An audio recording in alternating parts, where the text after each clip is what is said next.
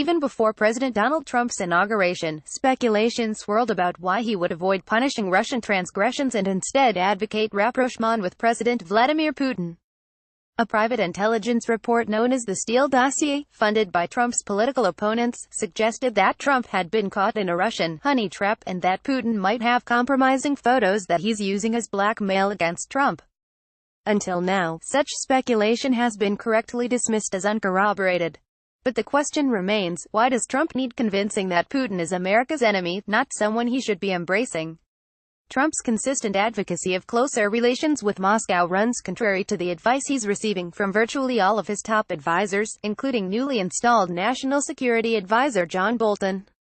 The issue arose again April 7 after Russia's chief Middle Eastern ally, Syria, launched a chemical weapons attack on civilians in the war-ravaged town of Douma.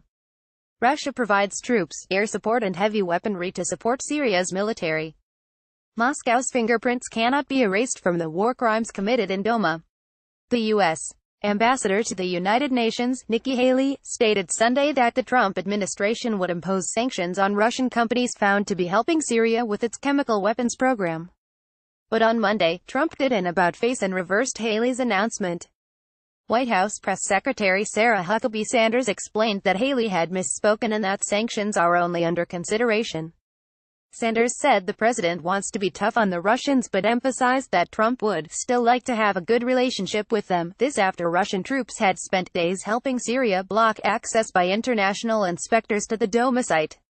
Syria said it was protecting the safety of the inspectors, who were allowed in Tuesday 10 days after the chemical attack.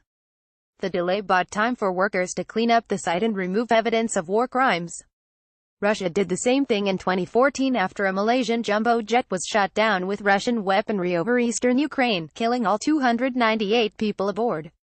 International investigators swarmed to the area where the wreckage fell, but Russia and its allied separatist forces in Ukraine blocked their way. Before that, Russia had seized and annexed Ukraine's Crimean Peninsula, a blatant violation of international sovereignty. Russia has assassinated its enemies in Britain.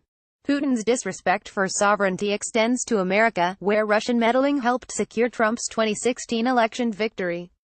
Trump seems to be turning a willful blind eye to all of these egregious transgressions, perhaps because his massive ego won't allow him to admit that he misjudged Putin, or that he might not have won the election cleanly.